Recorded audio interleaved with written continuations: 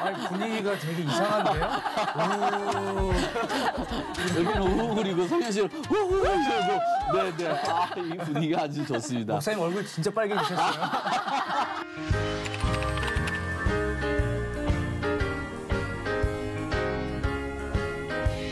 한 주간 동안 잘 지내셨습니까? 잘 지냈습니다. 네, 목사님.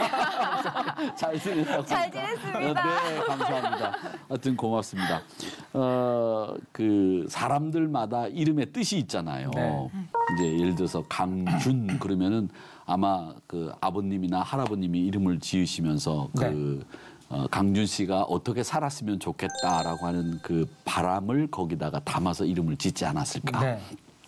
성현 씨 같으면 뭐 그렇게 또 이름을 지면서 4대 성현 참 그 어떻게 하셨어요? 아, 그래요? 저 진짜로 그 옛 성현들을 할 때 그 성현 세인트죠, 영어로. 네네, 세인트. 네, 좀 부담스러워요. 아, 그렇구나. 네, 딱 맞추셨어요. 아, 그런 뜻으로 이름을 짓지 않았을까 이런 생각이 듭니다. 저도 창용인데 이 창자는 빛날 창자예요. 그러니까 용용자. 네, 용용자 아니고요. 용용 죽겠지 용용 아니고요. 이 창자는 빛날 창자. 그러니까 창세기 12장 2절에 그 아브라함과 언약을 맺으실 때 하나님이 창대하게 할 때 그 창자예요.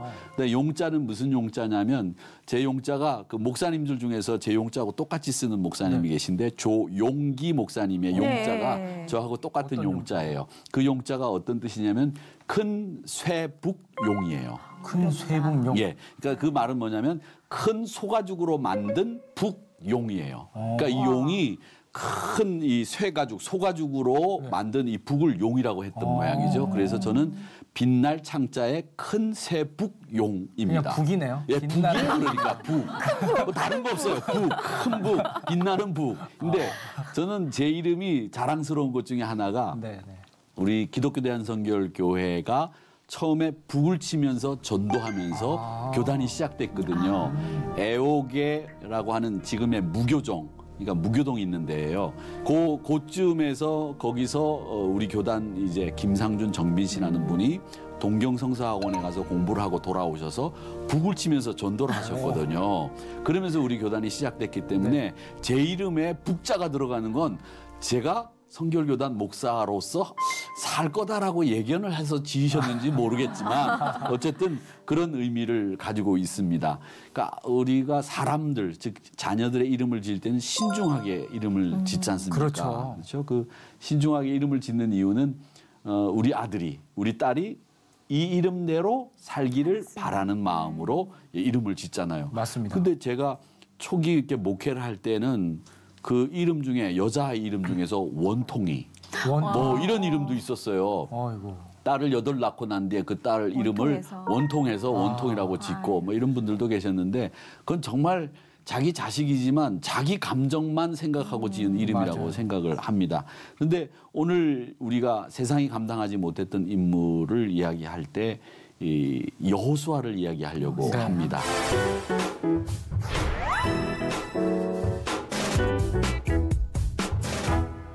이 성경의 사람들의 이름을 볼 때마다 그 이름이 다 뜻이 있어요. 근데 이 속이는 자, 발꿈치를 잡은 자라고 하는 야곱이라는 이름도 있지 않습니까? 또 하나님과 겨루어서 이겼다라고 하는 이름으로 야복강 나루에서 받았던 야곱의 새로운 이름 이스라엘이라고 하는 이름도 있었고요. 또 평범한 사람이었던 이 기드온이 바알 신당을 부수고 난 뒤에 바알과 싸워서 이겼다. 그래가지고 이름을 여룻바알이라고 그렇게 이름을 지었던 경우들도 있었고요. 또 사도 바울이 원래는 이름이 사울이었지 않습니까? 그러다가 다마스커스로 가는 길에서 예수님 만나고 자신이 변화돼서 바울이라고 하는 이름으로 바뀌었던 것처럼 이 한 사람 한 사람을 향한 하나님의 계획이 있음으로 인해서 이름도 바뀌었다라고 하는 것을 알 수 있습니다. 오늘 우리가 이야기할 이 여호수아는 눈의 아들 여호수아라고 돼 있거든요. 그래서 눈의 아들. 그래서 저는 어릴 때 성경을 보면서 눈의 아들 그래가지고 우리 눈의 아들 여호수아인가 그랬더니 아버지 이름이 눈이에요. 내리는 눈도 아니고. 네, 내리는 눈도 아니고 그냥 이스라엘 말로 눈이에요. 아버지 이름이 눈이었어요. 속았네요, 저희가. 저는 눈의 아들이라고 그래서 이 친구가 겨울에 태어났나? 아니면 눈의 아들이라고 해서 이 친구가 지혜가 명석해서 눈의 아들이라고 했나? 이렇게 생각했는데 아버지 이름이 우리가 얘기하는 이 눈 아니고 또 하늘에서 내리는 스노우 눈 아니고 눈이라고 하는 이름을 가진 아버지를 둔 아들이었다라고 했는데 그 원래 이름이 눈의 아들 호세아였다고 합니다. 호세아. 구약 성경에 보면 호세아라고 하는 선지자가 있었지 않습니까? 이 호세아. 그 호세아라고 하는 이름이 결국 여호수아라고 하는 이름으로 바뀌면서 여호수아라는 이름이 나중에는 포로 시대를 끝내고 돌아와서는 뭐라고 바뀌냐면 예수아라고 하는 이름으로 바뀌게 됩니다. 그렇게 불리다가 신약 시대에 와서는 그 그리스식 헬라식 이름으로 그 이름이 예수가 되는 겁니다. 그래서 눈의 아들 여호수아라고 하는 이름과 우리가 그리스도라고 불리우는 예수라고 하는 이름과는 그 어원을 쫓아서 들어가 보면 이름이 같다 이렇게 보시면 되겠습니다. 그 뜻은 자기 백성을 구원하신다. 뭐 이런 뜻을 가지고 있고요. 또 하나님과 백성들의 죄악의 삶에서 벗어나서 하나님으로 인해서 우리가 구원과 승리를 얻을 수 있게 된다. 뭐 이런 뜻을 가지고 있는 말이 여호수아라고 하는 이름입니다. 그래서 여호수아의 사역은 이제 모세를 뒤이어서 이스라엘 백성들을 이끌고 갔던 후계자. 계승자 이렇게 볼 수 있는데 이 여호수아는 구약 성경에 나오는 여러 인물들 가운데 우리가 신약 성경에서 만나는 예수님 그 예수님을 모델로 생각할 수 있는 인물이 여호수아다 이렇게 이야기들을 합니다. 그래서 오늘 저는 이 세상이 감당하지 못했던 인물 중에서 여호수아를 생각하면서 이 두 가지 면을 생각을 해보려고 합니다. 이제 하나는 여호수아가 누구냐 이렇게 이야기했을 때 제가 지난 시간에도 그런 말 했죠. 내가 누구냐라고 소개를 하는 게 참 중요하다 이렇게 말씀을 드렸는데 여호수아가 누구냐라고 했을 때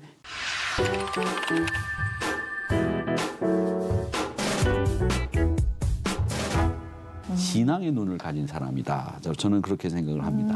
그러니까 여호수아는 평생 어떻게 보면 2인자 생활을 했던 사람이라고 볼 수 있어요. 그리고 모세 곁에서 계속 모세를 도왔던 사람이 여호수아입니다. 그러니까 이 2인자라고 하는 것은 두각을 드러내는 일이 없잖아요. 그렇죠?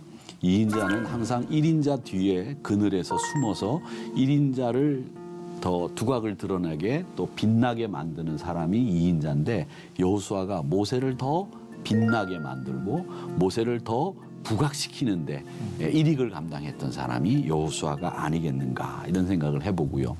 또 여호수아는 모세와 함께 이제 가나안 정복 전쟁을 하지 않습니까? 그러니까 그 가나안 정복 전쟁을 하면서 이 전쟁통에서 잔뼈가 굵은 사람, 우리가 흔히 이야기하는 잔뼈가 어디서 굵었느냐 그 사람을 이제 결정지을 수 있는 부분인데 전쟁터에서 잔뼈가 굵은 사람이 여호수아다 이렇게 볼 수 있습니다. 그러니까 여호수아는 좀 어떻게 보면 무장이라고 할까요? 무장.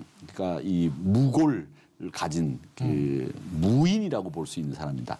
그러니까 문인이 아니라 무인이라고 보면 되겠죠. 뭐 강준 씨처럼 키도 크고 얼굴도 잘생기고 또 이 검에도 능하고 이 무에도 능한 뭐 그런 사람이 아니겠는가.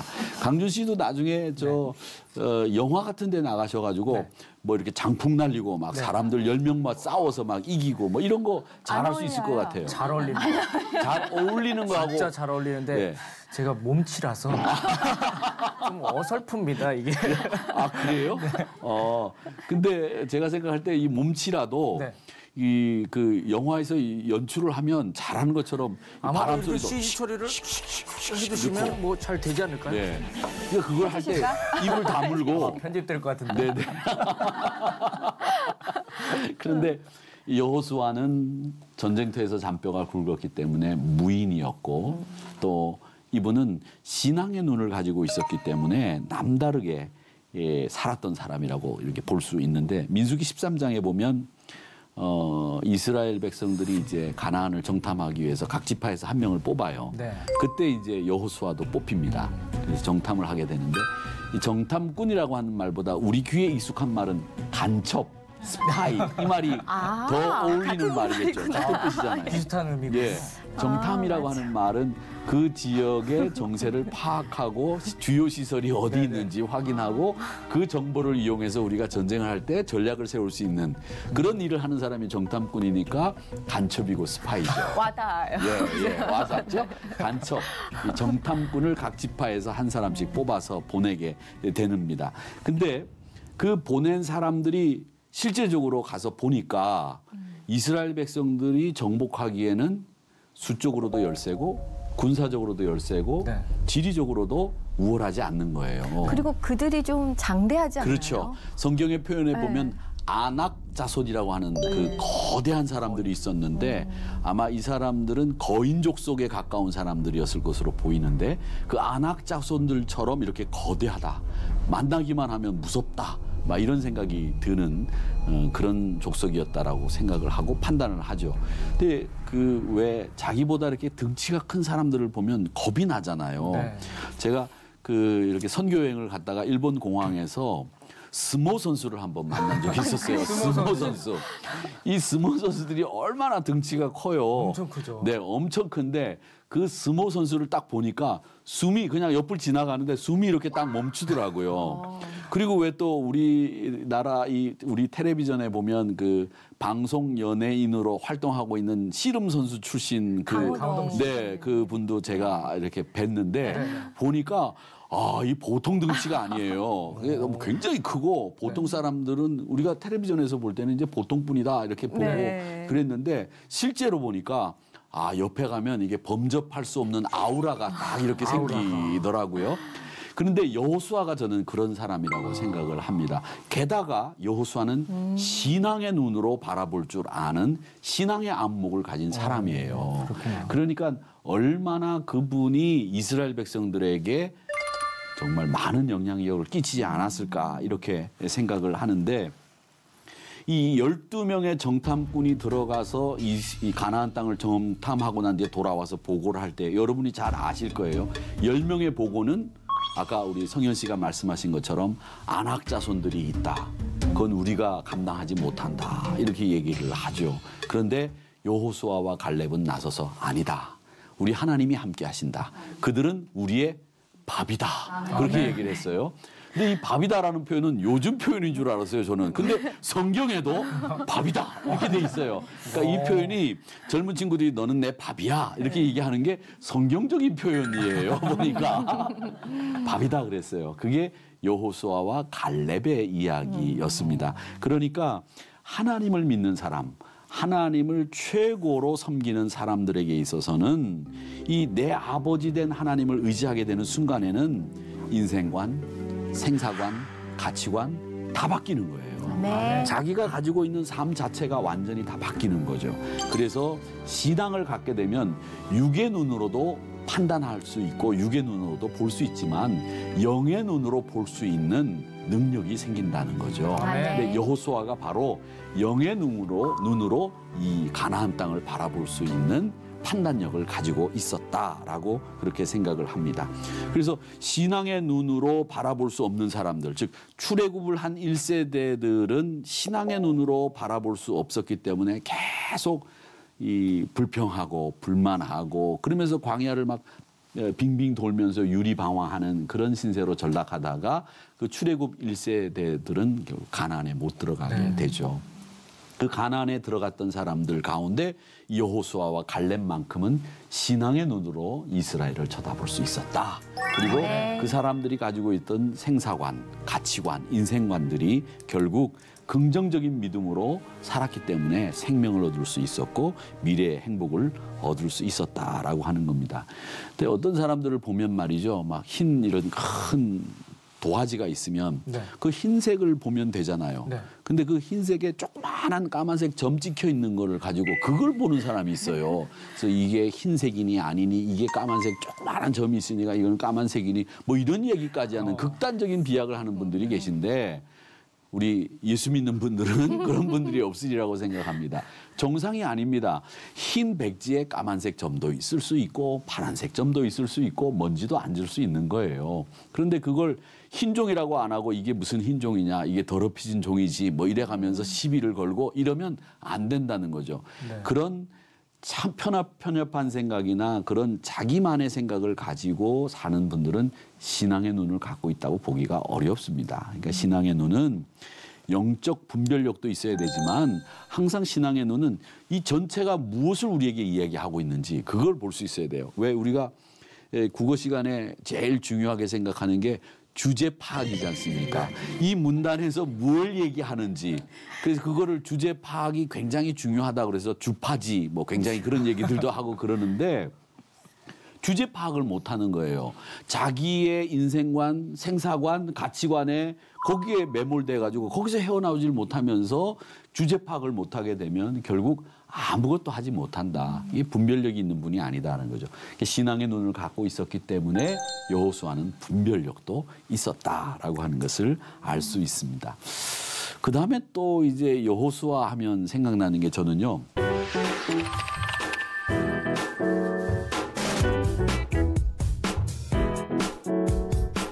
이 사람이 이게 퇴장할 때 자리를 물러설 때가 멋있어야 되잖아요. 네. 근데 우리는 이제 은퇴 이후, 퇴임 이후 이게 멋있는 분들이 별로 모델들이 없었어요. 우리나라에는. 네. 근데 이 외국에는 그 은퇴 이후, 퇴임 이후 멋있는 분들이 참 많았단 말이죠. 그런 모델들이 저는 기도할 때 하나님, 우리나라에는 목사가 됐든 정치가가 됐든 어떤 분이 됐든지 간에 퇴임 이후, 은퇴 이후 멋진 분들이 좀 많아졌으면 좋겠습니다. 이런 기도를 하고 있는데 이 여호수아는 멋진 은퇴와 멋진 고별사를 한 사람이 여호수아였습니다. 성경에 보면 멋진 고별사를 한 사람들이 좀 몇 명 나옵니다. 이제 그 사람이 누구냐면 바로 오늘 이야기하는 여호수아인데 이 여호수아뿐만 아니라 사무엘도 멋있는 고별사를 했던 사람이고요. 또 다윗도 그랬고 바울도 그랬습니다. 이 바울이 에베소 장로님들을 이렇게 오시라고 해가지고 거기서 내가 예루살렘으로 가야 되는 이유를 설명하면서 내가 이제 죽으러 갑니다. 내가 복음을 위해서 갑니다. 그랬더니 말리잖아요. 가지 마십시오. 밀레도에서 에베소 장로님들과 만나가지고 말리면서 그렇게 했을 때 그 멋진 고별사를 통해서 내가 예루살렘으로 올라가야 되는 이유를 설명하고 바울도 자신의 삶을 멋지게 대미를 장식하기 위해서 길을 떠납니다. 근데 그렇게 멋진 고별사를 한 사람 중에 한 사람이 여호수아인데 여호수아서 23장 11절 말씀을 한번 찾아서 우리 강준 씨가 읽어보시면 좋겠습니다. 그러므로 스스로 조심하여 너희의 하나님 여호와를 사랑하라. 아멘. 아멘. 그 다음에 15절을 우리 성현 씨가 한번 읽어봐 주시기 바랍니다. 24장 15절. 만일 여호와를 섬기는 것이 너희에게 좋지 않게 보이거든 너희 조상들이 강 저쪽에서 섬기던 신들이든지 또는 너희가 거주하는 땅에 있는 아모리 족속의 신들이든지 너희가 섬길 자를 오늘 택하라. 오직 나와 내 집은 여호와를 섬기겠노라. 아멘. 아멘. 얼마나 멋있어요. 마지막에 할 말은 바로 그겁니다. 우리가 하나님 앞에 부름을 받는 그날이 언제인지 모르겠지만 그때 자녀들을 향해서 나는 평생 오직 여호와만 섬기며 살았다. 너희들도 여호와만 섬기며 살거라. 이렇게 멋진 고별사를 할 수 있는 사람이 되어야 되겠는데 여호수아가 바로 이런 멋진 고별사를 했던 사람이었다는 겁니다.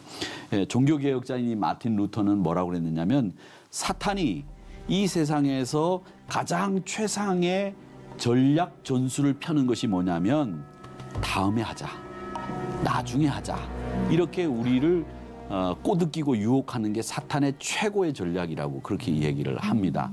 여러분 다음에 해야 되는 것이 아닙니다. 선택은 오늘 하는 겁니다. 결정을 오늘 해야 됩니다. 미루면 안 되는 거예요. 선택을 할 때 꼭 어떤 분들을 보면 에이 이 선택이 어렵고 힘드니까 다음에 하지, 내일 하지 뭐 이렇게 얘기하시는 분들이 있는데 선택은 지금 선택해야 됩니다. 지금 봉사해야 되고 지금 하나님을 위해서 헌신해야 됩니다. 아멘. 요즘 이제 개교회별로 사무총회 준비로 바쁘고 내년도 계획을 세우기에 바빠서 이제 목사님들이 분주하게 내년도 계획을 세우는데 요때쯤 되면 항상 교회별로 이런 분들이 나와요. 목사님, 제가 목사님이 원하시는 대로 봉사를 열심히 하겠습니다만은 아직 제가 봉사할 때가 아닙니다. 아직 아니고 제가 앞으로 부장으로 진급하고 나면 아니면 제가 뭐 소기의 목적을 이루고 나면 그때 봉사하겠습니다. 뭐 이렇게 얘기하시는 분들은 저는 안 믿습니다. 그때도 못합니다. 지금 하지 않으면 그때도 못하는 거예요. 그러니까 헌신과 봉사는 언제 하는 거냐? 지금 하는 겁니다. 아멘. 선택은 바로 지금입니다. 그러니까 우물쭈물하다가 기회를 놓치면 안 되는 거예요. 우물쭈물하면 안 되는데 이스라엘 백성들이 보면 항상 우물쭈물했어요. 우물쭈물. 갈멜산 꼭대기에서도 엘리야 앞에서 우물쭈물하는 거예요. 바알을 섬겨야 되는지 정말 여호와를 섬겨야 되는지. 그때 엘리야가 하나님을 향해서 기도하고 구덩이에다가 물을 붓고 하나님 앞에 그냥 불을 구하니까 불이 떨어진 거 아닙니까? 그때 깜짝 놀랐을 거예요. 야, 이런 일이 정말 벌어지는구나. 우물쭈물하는 백성들 앞에서 하나님이 살아계신 것을 엘리야 선지자가 보여준 거죠. 그래서 이스라엘 백성들에게 호된 질책을 하는 겁니다. 너희들 우물쭈물하지 말아라. 이렇게 얘기합니다. 용기 없는 사람들은 항상 우물쭈물해요. 그러니까 용기가 없으니까 우물쭈물하는 것은 이해가 되지만 지혜가 없어도 우물쭈물합니다. 네, 여러분. 이 우물쭈물하지 마시고 단호하게 하나님을 위한 헌신과 봉사를 결단하는 여러분들이 되었으면 좋겠는데 여호수아는 바로 그런 사람이었다는 겁니다. 세계 역사를 보더라도 나폴레옹이 전쟁에 패하려고 하니까 다른 전쟁에서는 우물쭈물하지 않았대요. 근데 워터루 전쟁에서 이 나폴레옹이 우물쭈물했다고 하더라고요. 그래서 그 워터루 전쟁에서 대포를 이동하고 또 땅을 이렇게 고르고 진지를 치는데 땅이 질퍽질퍽하니까 비가 많이 오고 막 이렇게 이 땅이 얼어 있던 것이 녹고 막 그러니까 그걸 고려한 나머지 전투태세를 갖추는 데 있어서 어떻게 할까 이런 걸 고민하다가 시간을 지체한 거예요. 그러는 바람에 영국군이 전투태세를 준비하고 쳐들어오는 것을 우물쭈물하다가 결국 막아내지 못하고 패하고 맙니다. 그러니까 대포도 하나 제대로 배치하지 못한 채로 나폴레옹이 전쟁에서 지게 되죠. 그래서 나폴레옹이 그 전쟁에서 지고 난 뒤에 내가 2시간만 빨랐더라면 이라고 하는 이야기를 했다는 거예요. 2시간만 빨랐더라면. 근데 제가 어릴 때 저희가 학교 다닐 때 굉장히 많이 듣던 팝송이 하나 있었습니다. 팝송이. 제가 뭐 팝송을 들을래야 들은 게 아니라 그 팝송 중에서 어떤 게 있었냐면 그 옛날 코미디언 중에서 이주일 씨라고 하는 네. 코미디언이 있었는데 그분이 살아계실 때 이런 노래를 말이에요. 수지큐라고 하는 노래를 그러면서 이상한 포즈를 취하면서 수지큐 뭐 이러면서 그렇게 했던 거 기억. 강주 씨 잘 예. 뭐 비슷하지만 않지만 비슷한 걸로 쳐주고. 네. 그런데 이 수지큐가 수지콰트로라고 하는 가수인데 그분이 부른 노래 중에 스텀블링이라고 하는 노래가 있습니다. 뭐 이런 얘기를 목사가 하니까 좀 이상하게 흘러가는데 그 스텀블링이라고 하는 말이 뭐냐면 발목을 잡는다라는 뜻이에요. 발목을 잡는다. 그러면서 그 발목을 잡는다는 뜻은 뭐냐면 우물쭈물한다는 얘기예요. 그러니까 결국은 그 노래의 그 노래가 부르는 그 노래의 큰 주제는 뭐냐면 우물쭈물하다 망친다는 얘기죠. 그러니까 세상 사람들도 우물쭈물하다 망친다는 걸 다 알고 있단 말이죠. 네. 그러니까 예수 믿는 사람들은 여러분 우물쭈물하면 안 됩니다. 오늘 선택해라. 아멘. 오늘 너희가 섬길 여호와를 택해라.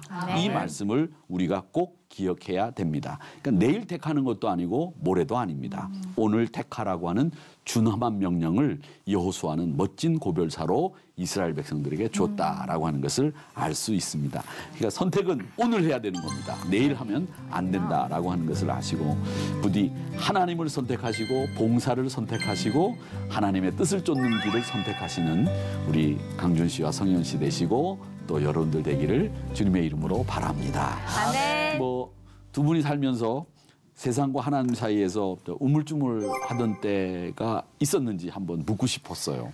지금도 우물쭈물하고 있지 않나요? 우물쭈물 네가 할까 내가 할까. 네. 지금도 목사님이 던지면 내가 할까, 성경 누나가 할까 이렇게 그렇죠. 우물쭈물하는데 네. 오늘 확실하게 제가 결단했습니다. 우물쭈물하다간 기회 놓친다. 네, 놓칩니다. 그냥 확실하게 선택하자. 아니면 아니고 그렇죠. 할 거면 하고 그런 결단을 오늘 세우도록 하겠습니다. 저는 예전에 그 사극 드라마에서 저희는 이제 첫 촬영 날 고사를 지내요. 근데 그 분위기 자체가 그 사극 촬영장 아시죠? 지방에서 네. 이제 성 있고 또 한복도 이렇게 거하게 입잖아요. 왕이었죠, 영화. 아, 그쵸. 효령대군 비였는데. 효령대군 비. 네네. 그런데 이제 수백 명의 연기자와 스태프들이 있는데, 저는 믿는 사람이잖아요. 근데 거기에서 이제 저를 이제 하는데 우물쭈물 됐었어요. 네. 죄송합니다. 이제 오늘부터, 지금부터 결단하고 앞으로의 드라마는 우물쭈물하지 않겠습니다. 당당하게 기도하세요. 저는 예수 믿는 사람이기 때문에 기도하고 시작하겠습니다. 네, 라고 네, 얘기를 그렇게. 할 수 있는 네. 용기가 이제 성현 씨에게 있게 되기를 아멘. 바랍니다. 아멘. 네, 그겁니다. 이제 우리가 마지막 이제 고별사나 은퇴사를 할 때에 내가 어떤 말을 남겨야 되는지 지금부터 준비하셔야 됩니다. 그리고 그 고별사는 여러분 인생의 방점을 찍는, 어떻게 보면 최후의 마지막 마침표를 찍는 고별사가 되어야 됩니다. 그런 고별사를 할 때에는 사람들의 심금을 울려야 되고 하나님을 기쁘시게 하는 고별사가 되어야 된다고 생각을 합니다. 그런 멋진 고별사를 하는 여러분들이 되기를 저는 간절히 바랍니다. 아멘. 오늘 여호수아 여기까지 강의하도록 하겠습니다. 감사합니다. 고맙습니다.